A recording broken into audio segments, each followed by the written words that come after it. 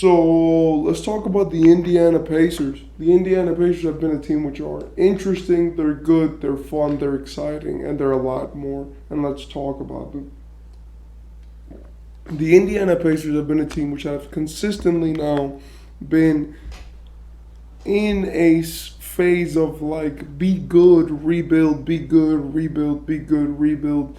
And I think that they've done this for their entire history, if we're just being honest.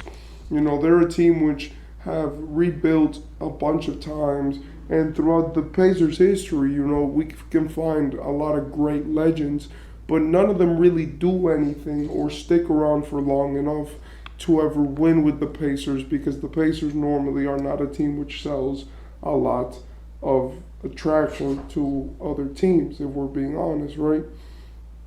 So when we look at the Pacers and we go, they're a great team right now, we have to look at, are they going to keep being this great team or are they going to find a way to mess it up? The Pacers have now been in a lot of different situations because they're a team which finds themselves always having to, change star and find it out of the mud, find hidden pieces or gems which other teams don't want just to be able to make themselves, keep afloat with what they do.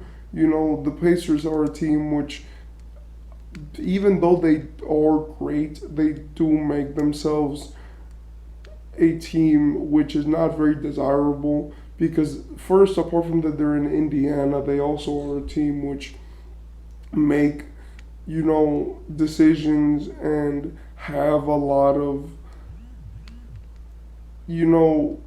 issues when it comes to really maintaining stars and forming great teams, which is really what their biggest issue is. If we're being honest, the Pacers are great, but when it comes to forming good teams for them, they never figure it out, right? They never figure out how to make a good enough team to win and be consistent with in the long run and for the future.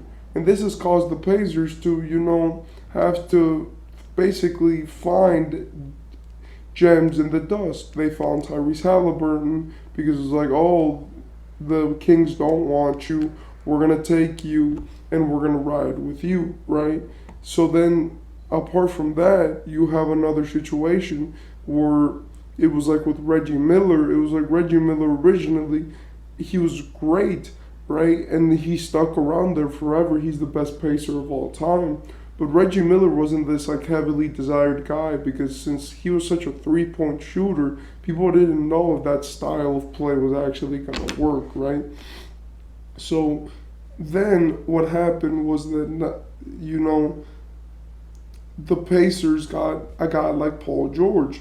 And Paul George was another guy who originally didn't start off being this franchise league leading superstar like he became in Indiana, but originally he was just another great player, right, or prospect which was picked in his draft.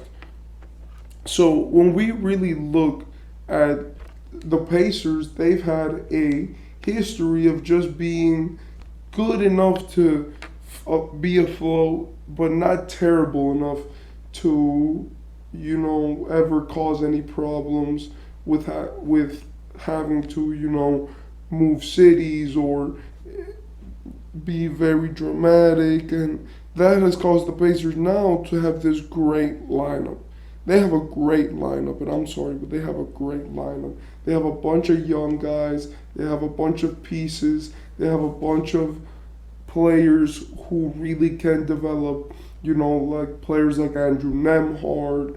You have players like Tyrese Haliburton. You have young guys. You have older players who are still, really good, like Miles Turner.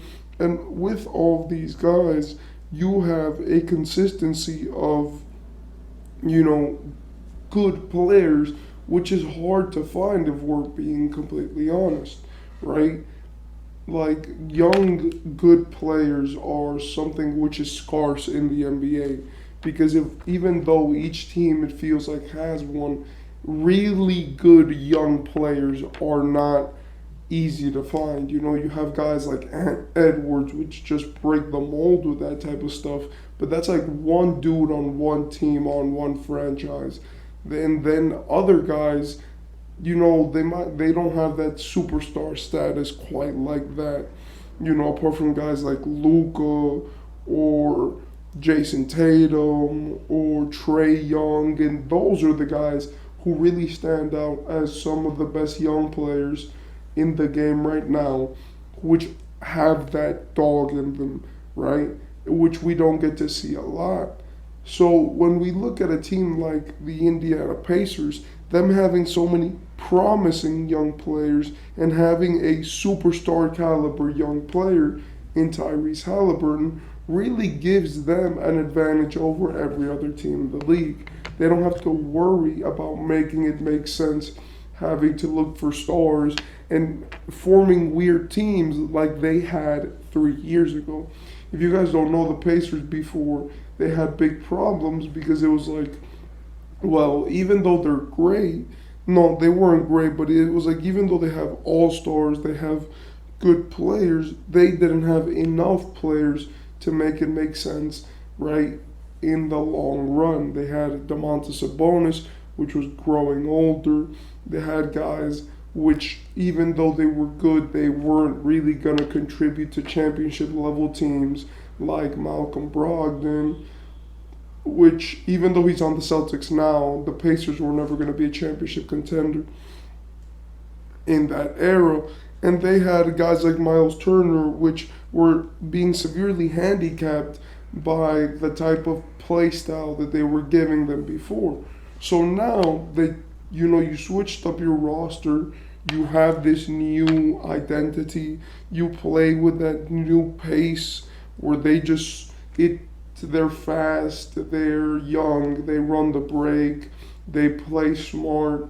And now that they have this freedom, it has caused the Pacers to be able to really show themselves out. And last season they had like a coming out party, right? Like being a Pacers fan in 2023, 2024, I would be very excited to see what the season is going to bring. Because if we're being honest, right, having this young point guard lead the way, having these young, exciting players around them, even if we lose a ton of games, winning is not the goal right now. Like, of course, every team wants to win, but really the goal right now is just see how the lineup works and then figure out what is the best way to go afterwards, right? It's not always about just, let's make it make sense with the guys we have. It's like, no, they have freedom to trade anybody not named Tyrese Haliburton, right?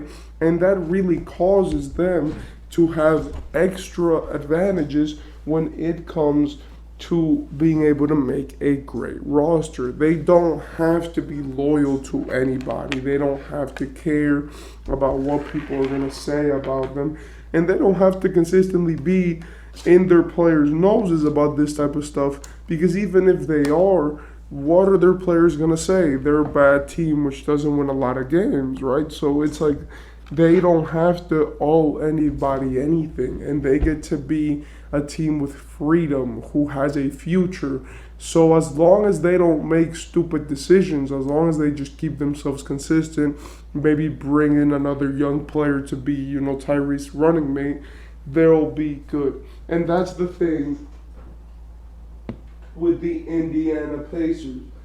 The Indiana Pacers are in basketball situation heaven right now. They have a young player which is very promising and looks to be an all-NBA player for years to come.